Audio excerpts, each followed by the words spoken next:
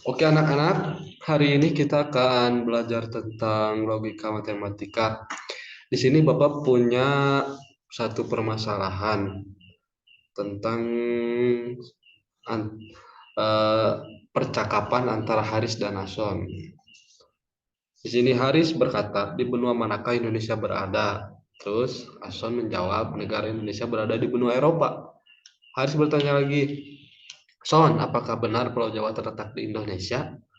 Son, benar Riz, Pulau Jawa terletak di Indonesia. Ibu kota Indonesia adalah kota X. Haris, Jakarta adalah ibu kota negara. Nah, dari sini apa yang bisa kalian simpulkan? Coba. Ya, dari sini kita akan mendapatkan di sini ada dua pernyataan. Yang pertama, negara Indonesia terletak di benua Eropa dan yang kedua, Jakarta adalah ibu kota negara Indonesia. Terus di sini juga terdapat kalimat terbuka. Yang pertama, ibu kota Indonesia adalah kota X. Nah, dari sini kita dapat menyimpulkan, belum kita simpulkan ya, negasinya Indonesia bukan atau tidak berada di benua Eropa. Itu untuk pernyataan satu. Yang negasi untuk pernyataan dua, Jakarta bukan ibu kota negara. Jadi kesimpulannya adalah pernyataan adalah kalimat yang mengandung nilai benar atau salah tetapi sekaligus tidak sekaligus kedua-duanya. Nih, kita balik lagi ke atas. Nih, di sini negara Indonesia terletak di benua Eropa. Dari pernyataan ini berarti pernyataan ini bernilai salah karena kenapa? Negara Indonesia itu terletak di benua Asia, seperti itu. Jadi tidak bisa, jadi pernyataan itu mengandung kalau salah ya salah, tidak mengandung kalau salah dan benar gitu ya. Terus kalimat terbuka sekarang. Kalimat terbuka adalah kalimat yang belum dapat ditentukan nilai kebenarannya. Ciri dasar kalimat terbuka adalah adanya peubah atau variabel. Nih, di sini nanti tadi yang Bapak katakan, ibu kota Indonesia adalah kota X. Nah, maksud dari kalimat terbuka ini kan dari sini kita belum dapat ditentukan nilai kebenarannya. Ibu kota Indonesia adalah kota X. Kota apa ibu kota negara Indonesia itu? Seperti itu. Jadi belum diketahui nilai kebenarannya gitu. Ya. Terus negasi sekarang kesimpulan negasi. Negasi adalah suatu pernyataan baru yang dibentuk dari pernyataan awal yang menjadikan nilai kebenarannya berubah. Nih, dari sini. Kan dari pernyataan awal Indonesia, negara Indonesia terletak di benua Eropa, berarti negasinya adalah Indonesia bukan atau tidak berada di benua Eropa. Jadi kesimpulan negasi itu kebalikan dari pernyataan yang benar. Kalau benar negasinya nanti jadi salah. Kalau misalkan pernyataannya salah, berarti negasinya jadi benar. Seperti itu ya. Terus kita maju ke pernyataan majmuk. Di sini Bapak mempunyai suatu cerita tentang Tia dan Mia. Tia dan Mia pergi ke toko Alpin untuk membeli coklat. Setelah sampai di sana, mereka kebingungan membeli coklat rasa strawberry atau coklat rasa green tea. Karena mereka ingin memakan kedua coklat tersebut, maka mereka memutuskan satu orang membeli satu jenis coklat. Jika Tia membeli coklat rasa green tea, maka Mia membeli coklat rasa strawberry. Mereka dapat membeli coklat jika dan hanya jika mereka membawa uang. Sini, ya. Nih dari sini nih. Maksudnya pernyataan majmuk. Pernyataan majmuk itu ya, Bapak kasih tahu ada konjungsi, disjungsi, implikasi dan biimplikasi. Dari pernyataan di atas dapat kita simpulkan bahwa konjungsinya adalah Tia dan Mia. Tia dan Mia pergi ke toko Alpin untuk membeli coklat. Ya, nanti kesimpulannya Bapak dikasih tahu di belakang ya. Yang kedua, disjungsi dari pernyataan di atas. Setelah sampai di sana, mereka kebingungan membeli coklat rasa strawberry atau rasa coklat atau coklat rasa green tea.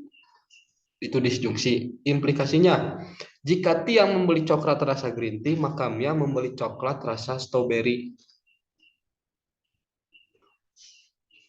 Dan diimplikasinya, mereka dapat membeli coklat jika dan hanya jika mereka membawa uang. Nah, dari sini kita simpulkan ya. Jadi konjungsi itu adalah pernyataan majemuk dengan kata hubung dan. Ingat, itu yang dinamakan konjungsi. Konjungsi adalah pernyataan majemuk dengan kata hubung dan.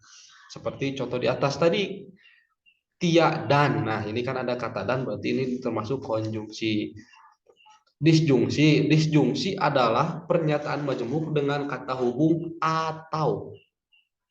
Ingat ya, diingat lagi. Kalau konjungsi itu dan, kalau disjungsi itu atau. Awas nanti apa? Salah menyebutkan. Kalau implikasi itu kata hubungnya jika maka. Nih dari sini nih contoh tadi.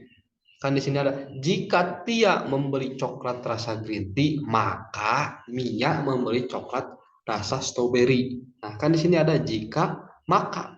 Nah, itu dinamakan implikasi. Diimplikasi sekarang adalah pernyataan majemuk dengan kata hubung jika dan hanya jika.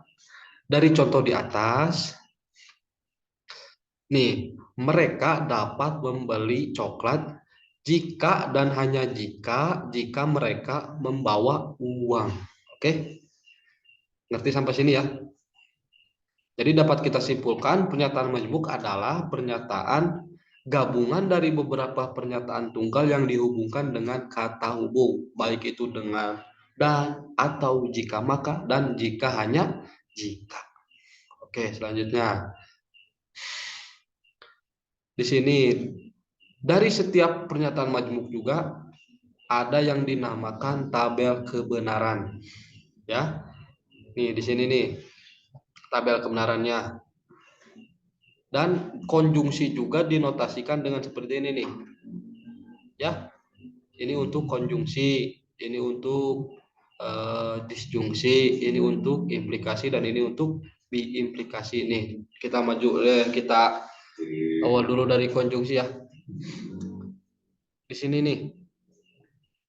Jika pernyataan P benar dan Q juga benar, maka diskonjungsi dari itu akan bernilai benar. Seperti itu ya. Terus jika pernyataan P benar dan Q salah, maka nilai konjungsinya akan bernilai salah. Ingat-ingat ini nanti akan masuk ke rumus yang di bawah. Jika pernyataan P salah dan pernyataan Q benar, maka konjungsinya salah. Dan terakhir, jika pernyataan P salah dan Q salah, maka konjungsinya akan salah. Nih, diingat-ingat ini nih. Tabel kebenaran konjungsi.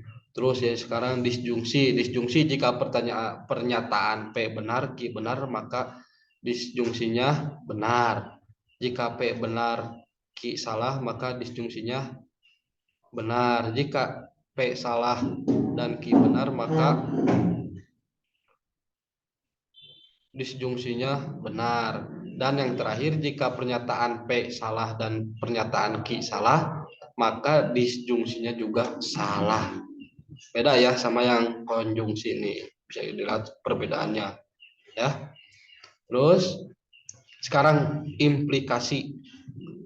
Jika pernyataan P benar dan pernyataan Q benar, maka implikasinya juga bernilai benar.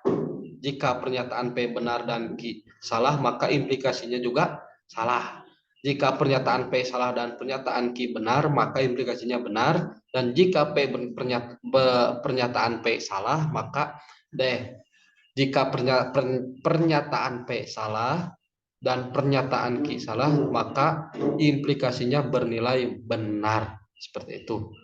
Terus sekarang diimplikasi. Yang pertama, jika pernyataan P benar dan Q benar, maka diimplikasinya benar. Jika pernyataan P benar dan pernyataan Q salah, maka akan bernilai salah. Jika pernyataan P salah dan pernyataan Q benar, maka akan bernilai, implikasinya akan bernilai salah. Dan yang terakhir, jika pernyataan P bernilai salah dan pernyataan Q bernilai salah, maka B implikasinya akan bernilai benar.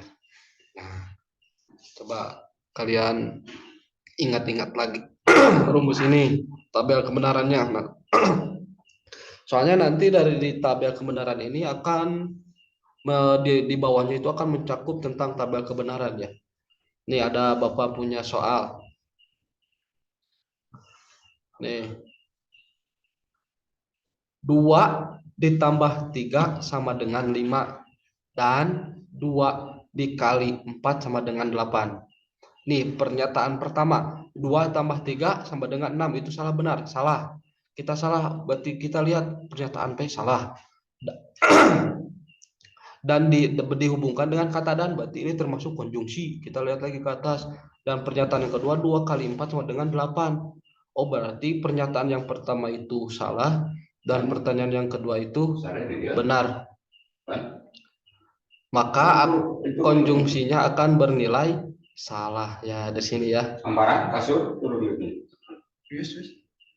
Yang kedua, Bandung ibu kota Jawa Barat atau Jakarta bukan ibu kota negara Indonesia. Di sini Bandung ibu kota Jawa Barat, benar atau salah? Pernyataannya benar. Dan ini dihubungkan dengan kata atau, berarti ini termasuk disjungsi.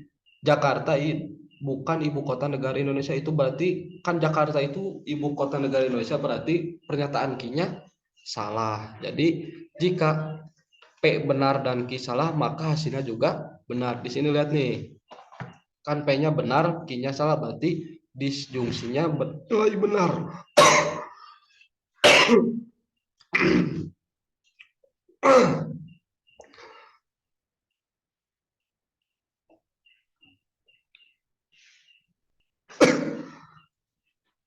Kita lanjut ya.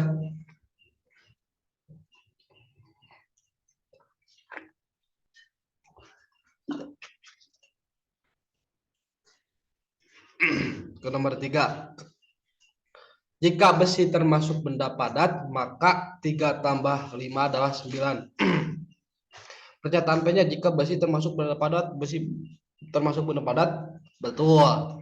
Kita lihat, betul. Ini pernyataan P. Maka 3 tambah 9, tambah 5 sama dengan 9, itu salah atau benar? Salah. Berarti P-nya benar, Q-nya salah, maka implikasinya juga bernilai salah. Seperti itu ya. Yang ini nih implikasi terakhir, Candi Borobudur terletak di Semarang jika dan hanya jika Candi Borobudur terletak di Yogyakarta. Candi Borobudur itu terletak di Yogyakarta, berarti yang pernyataan P salah. Jika dan hanya jika Candi Borobudur terletak di Yogyakarta, ini bernilai benar. Salah dan benar, maka nilainya salah. Seperti itu ya. Oke, kita lanjut. Sini nih. Jika P adik naik kelas, Q adik dibelikan sepeda motor, nyatakan dengan pernyataan majemuk. Dengan menggunakan konjungsi dulu, berarti adik naik kelas dan adik dibelikan sepeda motor. Kan kalau konjungsi dihubungkan dengan kata dan.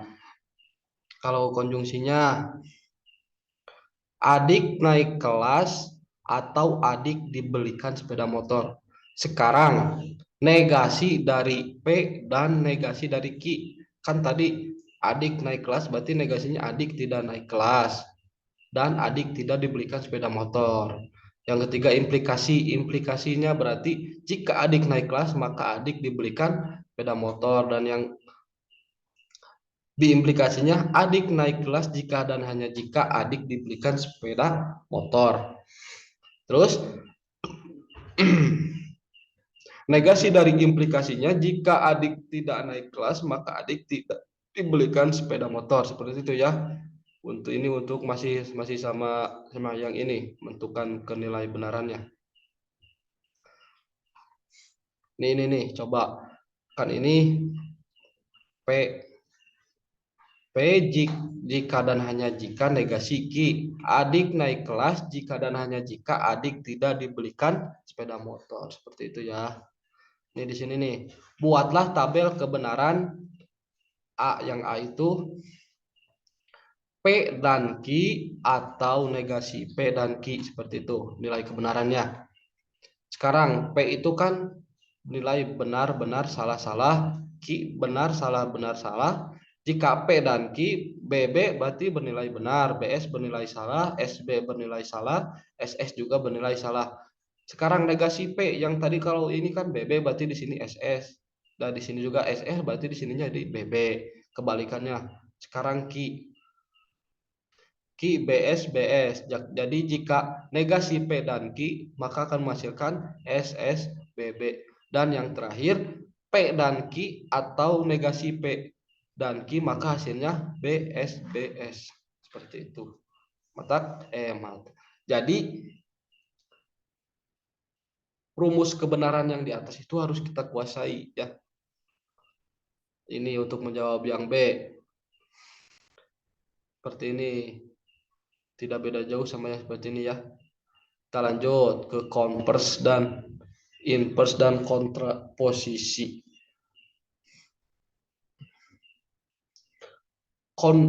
Converse itu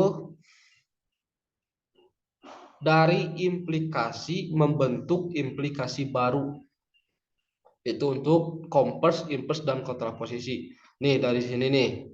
Bapak mempunyai sebuah pernyataan Tia penyanyi dan yang Q-nya Tia seniman. Implikasi dari itu adalah jika Tia penyanyi maka Tia seniman. Karena itu untuk implikasinya. Nah, converse-nya itu adalah jika Tia seniman maka Tia penyanyi. Jadi dibalikan tadi mah PQ jadi QP gitu seperti itu.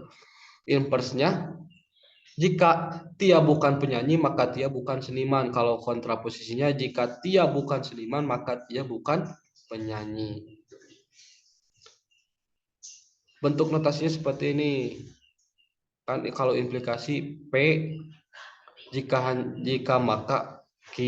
Kalau converse-nya Q jika maka P. Kalau inverse-nya negasi P jika maka negasi Q. Kalau kontraposisi negasi Q jika maka negasi P. Seperti itu ya. Nih.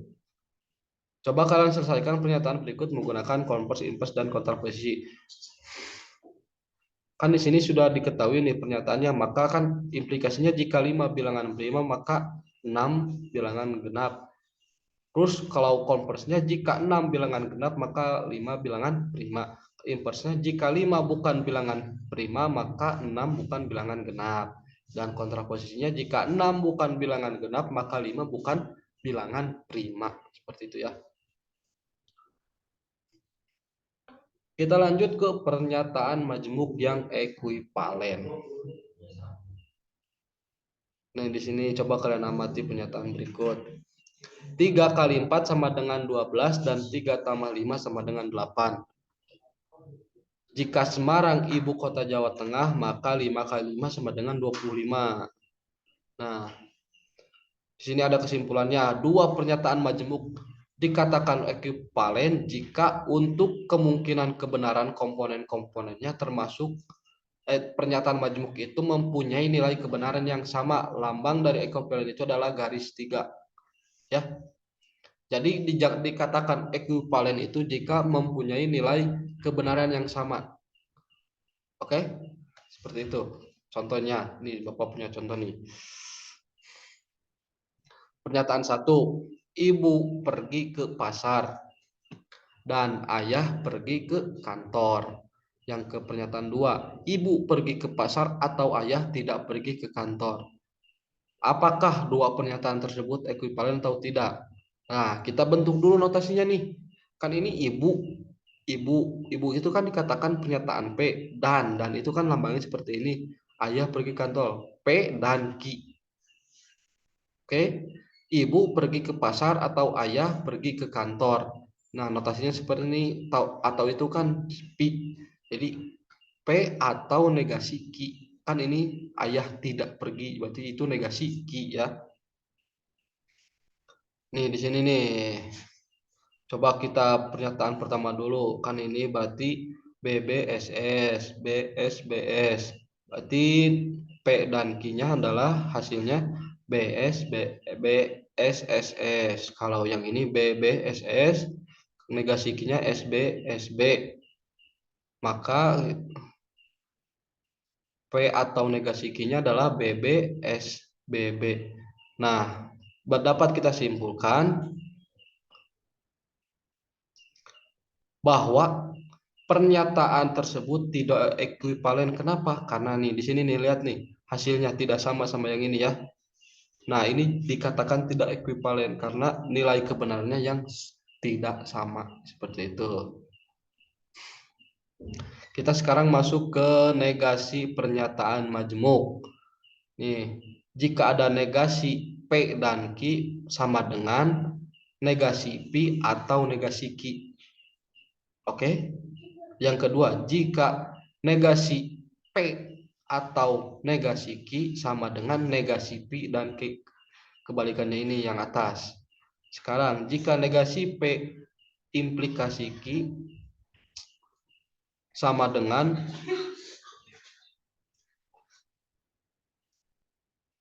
P dan negasi Q. Yang keempat, negasi P diimplikasi Q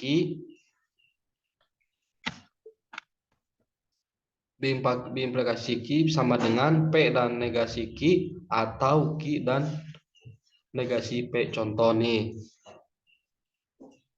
Negasi dari 5 dan 2 sama dengan 8 dan adik naik kelas. Jadi kalau misalkan ini kan sudah diketahui 5 tambah 2 sama dengan 8 dan adik naik kelas. Sama dengan 5 tambah 2 sama dengan 8 atau adik tidak naik kelas. Ya. Jadi negasinya itu 5 tambah 2 itu tidak sama dengan 8 atau adik tidak naik kelas. Seperti itu ya. Yang kedua, negasi dari jika adik belajar maka ia pandai. Jadi negasinya adik belajar dan ia tidak pandai. Nah, sama seperti ini nih. Seperti lambang notasi ini ya.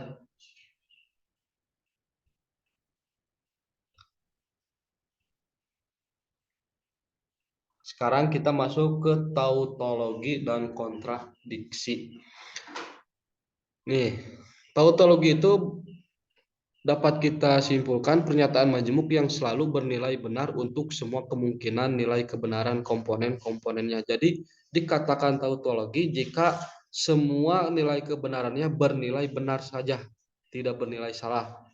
Nih contohnya nih di sini coba kalian selesaikan apakah pernyataan negasi P implikasi Q atau negasi P tautologi. Nih, kita tentukan dulu nih. P itu kan BBSS, Q BSBS. Kalau negasi P-nya kan kebalikan dari ini. Jadi SSBB. Maka negasi P implikasi Q-nya kita sambungkan lagi. Jika negasi P ini negasi P kan SB kan bernilai B, SS bernilai B, BB bernilai B, terus BS bernilai S. Nah, disambungkan dengan atau negasi P yang ini disambungkan dengan ini.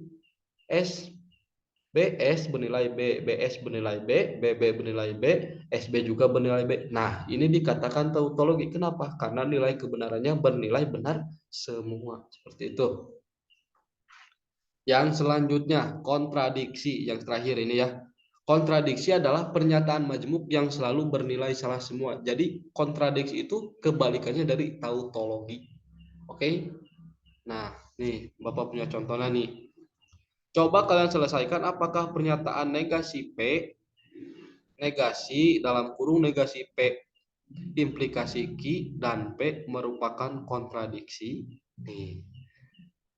Selesaikan ya. Kan P itu juga bernilai BB SS, Q juga BS BS BS. Maka negasi P-nya SS BB, negasi P dan Q BB BBS. Nah, ini dari mana? Negasi P diimplikasi ke Q. Kan kalau SB bernilai B, SS bernilai B, BB bernilai B dan BS juga bernilai S.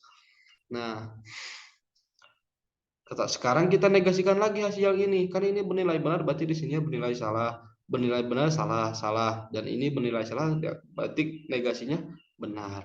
Setelah itu, kita sambungkan dengan konjungsi. Dan yang ini disambungkan dengan yang ini. Kalau ada SB, S. SB juga S. SS juga S. Kalau juga BS, juga bernilai salah. Jadi kontradiksi adalah pernyataan majmuk yang mempunyai nilai kebenarannya bernilai salah semua atau kebalikan dari tautologi. Oke,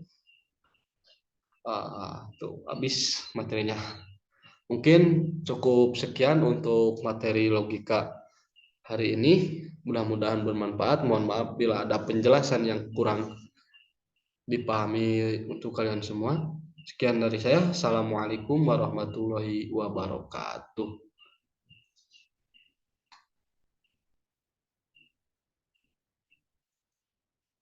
Langsung di stop kan? Langsung di stop.